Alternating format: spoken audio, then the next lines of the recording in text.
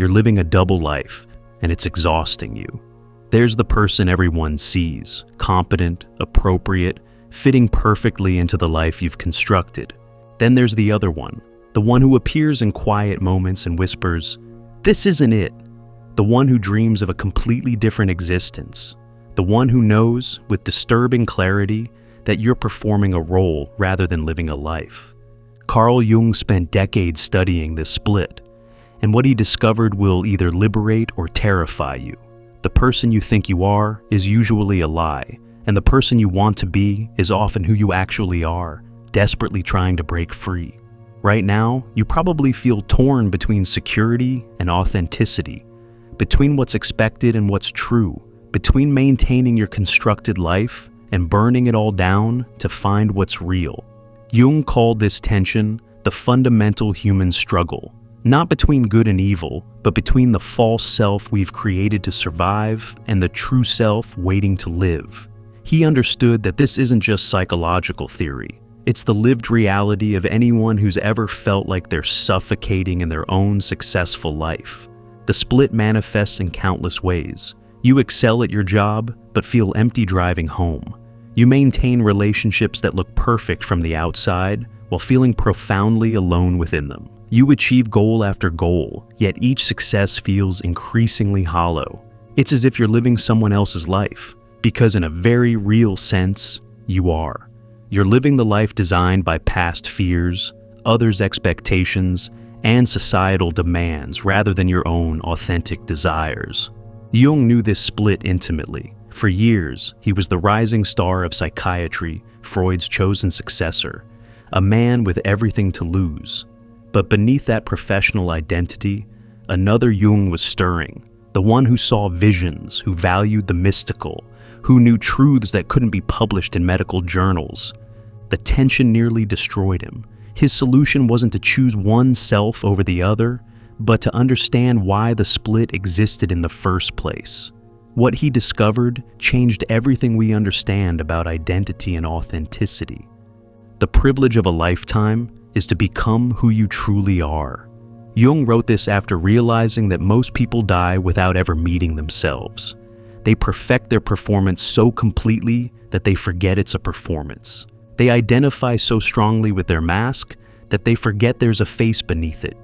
The tragedy isn't that we wear masks. We all need personas to function in society. The tragedy is when we forget we're wearing them. Think about how your split manifests. Monday morning, you put on your professional self like armor. You know exactly how to act, what to say, how to appear. But in the shower, during your commute, in those moments before sleep, another voice speaks.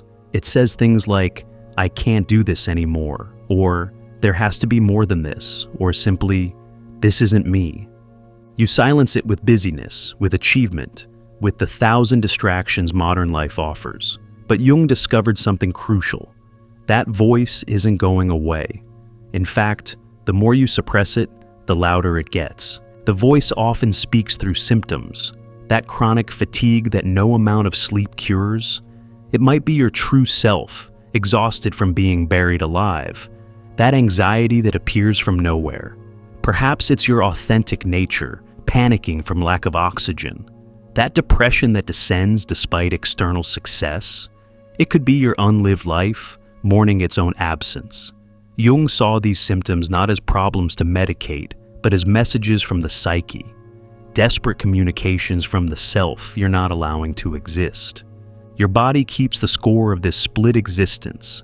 The tension headaches from maintaining facades, the digestive issues from swallowing your truth, the insomnia from the restless, authentic self trying to break through when your defenses are down. These aren't random physical problems. They're the somatic cost of psychological dishonesty. Your body can't lie the way your mind can, so it speaks the truth through symptoms. Jung called the false self the persona, the mask we wear to navigate social reality. It forms early, usually in childhood, as we learn what gets us love, safety, and belonging. The sensitive child learns to be tough. The creative one learns to be practical. The powerful one learns to be small. Layer by layer, We build a self that works, that gets us what we need to survive. The problem comes when we forget it's a construction. The persona forms through thousands of micro moments of choice. The first time you laughed when you wanted to cry because tears weren't acceptable. The first time you said, "I'm fine," when you were falling apart because vulnerability wasn't safe. The first time you chose fitting in over standing out because belonging mattered more than authenticity. Each choice made sense in its context. Each adaptation had survival value, but collectively, they created a prison. Here's what Jung discovered that changes everything. The person you want to be isn't some fantasy or future possibility. It's usually your true nature trying to emerge from beneath layers of conditioning. Those qualities you admire in others, they're often your own disowned qualities. Those dreams that won't die despite all logic, they're not pointing to who you could become, but to who you already are underneath the performance. Consider who you're drawn to, who fascinates you, who you secretly wish you could be like. The artist living freely, they're showing you your own creative nature. The entrepreneur taking risks, they're reflecting your own courage. The person who speaks their truth, regardless of consequences, they're mirroring your own authentic voice. Jung understood that we can't recognize in others what doesn't exist within ourselves. Admiration is often recognition of our own unlived potential. The split between these two selves creates enormous psychological tension. You're spending massive energy maintaining an identity that doesn't fit while simultaneously suppressing one that does. It's like wearing shoes that are 2 sizes too small while insisting you're comfortable. The pain is constant, but you've normalized it. You've forgotten that pain-free existence is possible. This energy expenditure is measurable. Studies show that emotional labor, the effort of maintaining a false self, leads to burnout faster than physical labor. You're essentially living with a full-time job of being someone you're not, on top of everything else you do. No wonder you're exhausted. No wonder Sunday nights fill you with dread. No wonder vacations never feel long enough to recover. Jung identified what he called the unlived life, all the potentials and authentic expressions sacrificed to create the adapted self. This unlived life doesn't disappear. It goes into what Jung termed the shadow, that psychological territory containing everything we've rejected about ourselves. From the shadow, it haunts us. We see it in others who live more freely and feel inexplicable envy. We glimpse it in dreams and wake with unexplained longing. We sense it in moments of beauty or truth and feel profound sadness without knowing why. The shadow operates through projection. That person you irrationally dislike, they're probably carrying a quality you've disowned. That lifestyle you judge as irresponsible, it might represent a freedom you've forbidden yourself. That success that makes you bitter rather than inspired, it could be showing you your own abandoned ambitions. The emotional charge is the clue. We only react strongly to what resonates with something within us. But the shadow doesn't just contain darkness, it holds gold. Jung spoke of the golden shadow, those positive qualities we've disowned, because they didn't fit our constructed identity. Maybe you buried your creativity because it wasn't practical. Maybe you rejected your power because it threatened others. Maybe you abandoned your sensitivity because it seemed weak. These qualities don't die. They wait in the shadow, gathering energy, looking for any crack in the persona through which to emerge. The golden shadow often appears in moments of uncharacteristic behavior, the reserved person who suddenly dances with abandon, the rational type who has a mystical experience, the people pleaser who finally says no. These aren't flukes, they're glimpses of the whole self breaking through the partial self's defenses. They're reminders of who you could be if you stopped policing yourself so rigorously. The process of bridging these two selves isn't what most people imagine. It's not about dramatic external change, at least not initially. Jung called it holding the tension of opposites. Instead of choosing between who you are and who you want to be, you expand to include both. You find ways to honor the emerging true self while respecting the life you've built. This isn't compromise, it's integration. Integration looks different for everyone. For one person, it might mean starting to paint again after decades of being practical. For another, it might mean speaking up in meetings after years of strategic silence. For yet another, it might mean admitting they hate their successful career and beginning to explore alternatives. The form matters less than the movement, from unconscious performance to conscious choice. Jung discovered that the psyche has what he called a transcendent function, the ability to create third options from apparent opposites. You think you must choose between security and authenticity, between responsibility and freedom. But given space and attention, the psyche generates creative solutions that include both. Maybe you don't quit your job, but begin expressing your true nature within it. Maybe you don't leave your life, but start introducing more truth into what exists. The transcendent function activates when you stop forcing resolution and allow creative tension. It's like a chemical reaction that needs specific conditions: the heat of discomfort, the pressure of containment, the catalyst of consciousness. When you can hold both the life you have and the life you want without immediately choosing, something new emerges. A path appears that you couldn't see from either position alone. The key is beginning where you are with small acts of authenticity. Speaking one true sentence in a conversation full of pleasantries. Taking 1 hour weekly for what genuinely feeds your soul. Making one decision from your authentic self rather than your adapted self. These seem insignificant, but they're revolutionary. Each authentic act weakens the persona's stranglehold and strengthens the true self's voice. I've watched this process unfold countless times. Someone begins by admitting, just to themselves, that they hate their morning routine. They change one small thing. Maybe they stop checking email immediately upon waking. This tiny act of self-honoring creates a ripple effect. They notice other areas where they've been betraying themselves. The authentic self, encouraged by this small recognition, begins asserting itself more strongly. Jung warned that this process awakens resistance. Internally, every fear that created the false self activates. What if they reject the real me? What if I'm not who I think I am? What if I fail? These fears are the guardians at the threshold, testing your commitment to becoming real. Externally, others resist your changes because your authenticity threatens their comfortable assumptions. If you can change, they might have to examine their own compromises. The internal resistance often manifests as sudden doubts about the process itself. Maybe I'm fine as I am. Maybe wanting more is just greed. Maybe I should be grateful for what I have. While gratitude is important, these thoughts often mask fear of change.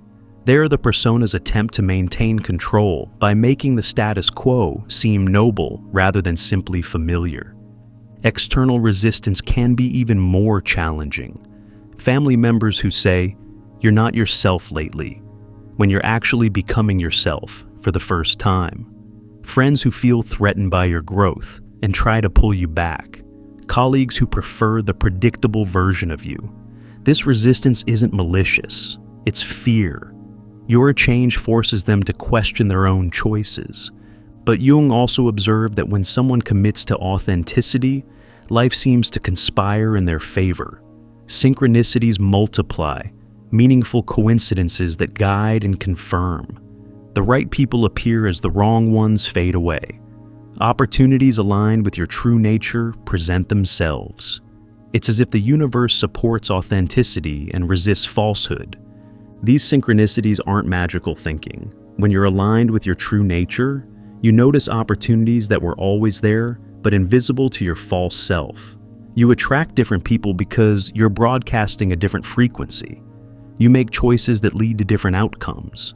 What seems like universal support is often the natural consequence of living in alignment rather than opposition to your nature. The shadow work is essential. The person you want to be often contains exactly what you've relegated to shadow. If you've been overly responsible, spontaneity might be shadow. If you've been pleasing others, healthy selfishness might be shadow. The qualities you most admire in others are usually your own disowned qualities. We can't recognize in others what doesn't exist in ourselves. Shadow work requires tremendous honesty. It means acknowledging that the qualities you judge in others live within you. That arrogance you despise, you have it, perhaps expressed as arrogance about not being arrogant. That neediness you find repulsive, it's there, maybe disguised as excessive independence. That superficiality you mock, you contain it too, perhaps in your superficial rejection of anything seeming shallow. Jung's approach wasn't to eliminate the persona, but to make it conscious and flexible. We need personas to function, but we need to know they're tools, not identity. Like clothes, we can put them on when appropriate and take them off when they're not needed. The problem isn't having a professional persona at work. It's believing you are that persona. This flexibility requires practice. Start noticing when you shift between different personas, the one for family, for work, for different friend groups. Notice how automatic these shifts are, how you might even use different voice tones, vocabulary, body language. This isn't bad, it's adaptive. But consciousness of these shifts gives you choice about when and how to adapt, versus when to remain authentic despite context. The midlife crisis Jung studied extensively is often this tension reaching critical mass. The first half of life requires building ego and establishing identity. But around midlife, the true self demands attention. The goals that once motivated feel empty. The identity that once fit feels constraining. This isn't failure, it's the psyche demanding the second half of life's task, becoming who you truly are. Jung noted that this crisis often arrives precisely when external life looks most successful. The promotion achieved, the family established, the social position secured, and suddenly it all feels meaningless. This isn't ingratitude. It's the soul recognizing that external achievement without internal authenticity is a Pyrrhic victory. You've won the wrong game. This transition requires what Jung called a symbolic death. Not literal death, but the death of exclusive identification with the false self. The ego must accept emotion from master to servant. What dies is only illusion. What emerges is more real, more vital, more authentically you than anything lost in the process. The death feels real because ego interprets any threat to its dominance as literal threat. The panic, the grief, the disorientation, these are ego's death throes.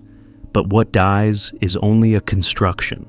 What remains and emerges is what was always there, your essential nature, freed from the costumes it's been forced to wear. The process is rarely linear. You'll move toward authenticity, then retreat to safety, express your true self, then panic and reinforce the persona. This isn't failure, it's the natural rhythm of transformation. Jung called it the spiral path, revisiting the same issues from progressively higher levels of consciousness. Each spiral teaches you something.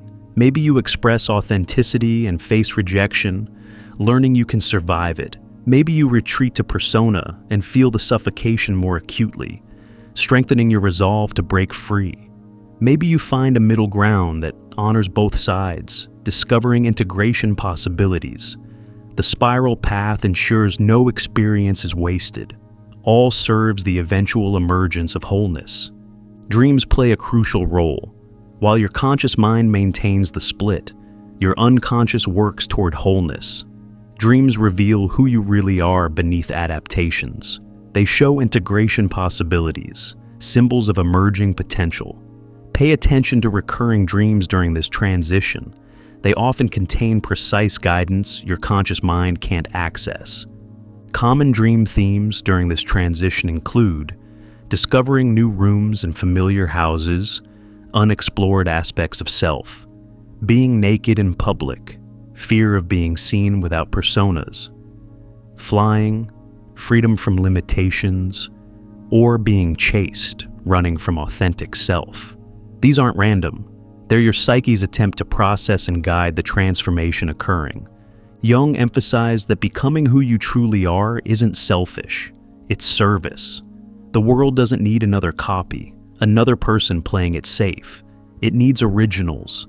Your authentic gifts, perspective, and contribution only emerge when you're being genuinely yourself. Authenticity serves everyone, even those who initially resisted. This reframes the entire endeavor. You're not abandoning responsibility by becoming authentic. You're taking ultimate responsibility. You're not being selfish by honoring your true nature. You're offering what only you can offer. You're not betraying others by being yourself. You're ending the deeper betrayal of pretending to be someone else. The fear that stops most people is isolation. If I become who I really am, will anyone love me? But Jung discovered that authentic people attract authentic relationships. When you stop performing, you lose the audience but gain real connection. One genuine relationship is worth 1,000 superficial ones. The practical path forward involves conscious dialogue between your two selves. Talk to the person you want to be. Ask what they need. Thank your persona for protecting you, then ask what it fears about change. This internal dialogue often reveals surprising wisdom and unexpected solutions. Try this exercise. Write a dialogue between your current self and desired self. Let them speak honestly about their fears, hopes, and needs. You might discover that your desired self isn't as radical as feared, and your current self isn't as opposed to change as it seems. Often they want the same thing, safety and expression. They just have different strategies. Jung's ultimate insight. You're not stuck between two selves. You're in the process of psychological birth. The tension isn't a problem, but a creative force generating transformation. The gap between who you are and who you want to be isn't empty space. It's the fertile void where your true self gestates. Every day offers choice points. Will you speak from persona or authenticity? Decide from fear or truth? Act from who you've been or who you're becoming? These choices seem small, but they're cumulative. Each authentic choice strengthens your true self. Each persona choice delays your becoming. Start noticing these moments. The pause before you speak, where you choose between truth and pleasantry. The decision point, where you choose between what looks good and what feels right. These micro moments are where transformation happens. Not in grand gestures, but in daily choices aligned with your emerging authentic self. Jung reminds us this isn't about perfection. You'll never be authentic all the time. The goal is consciousness, knowing when you're in persona versus authenticity, and choosing consciously rather than automatically. The goal is flexibility, accessing your true self even within necessary roles. Your life is too precious to spend being someone you're not. The person you want to be isn't fantasy. It's your true self calling you home. The question isn't whether you'll answer that call, but how much longer you'll wait. Jung discovered that the psyche naturally moves toward wholeness. Every symptom, every dream, every persistent longing is guidance homeward. The split between who you are and who you want to be isn't permanent. It's maintained by fear and misunderstanding. When you understand what's really happening, that your true self is trying to emerge, everything changes. The bridge between selves is built from courage to face the fears that created the split, consciousness to see clearly what's authentic versus adapted, and compassion for the parts afraid to change. With these three, the impossible becomes inevitable. The two selves begin merging into wholeness. The time for living, divided, is ending. The person you want to be is tired of waiting. The only question, are you ready to stop being who you think you should be and start being who you actually are? Jung showed us that the tension between who we are and who we want to be isn't a curse, it's a calling. The resolution isn't choosing one over the other, but expanding to include both, then transcending both to become who you actually are when all masks fall away. That person is waiting. They've always been waiting. The split you feel isn't a problem to solve. It's an invitation to expand. Will you accept? Will you choose the discomfort of growth over the familiar pain of staying split? Your real life awaits on the other side of this divide. Not perfect, but authentic. Not easy, but meaningful. The journey from split to whole is why you're here. Everything in your life conspires to help you become who you truly are. The only question is whether you'll cooperate or continue resisting. The bridge exists, built from every authentic choice, every conscious awareness, every moment of choosing truth over performance. You don't have to cross it all at once, but you do have to start. One step, one choice, one moment of being real instead of right. Your true self has been waiting long enough. Maybe it's time to let them live. Maybe it's time to discover that the person you want to be and the person you truly are have been the same all along, waiting for you to stop performing long enough to notice. The invitation stands. The bridge awaits. Your real life is calling. Will you answer?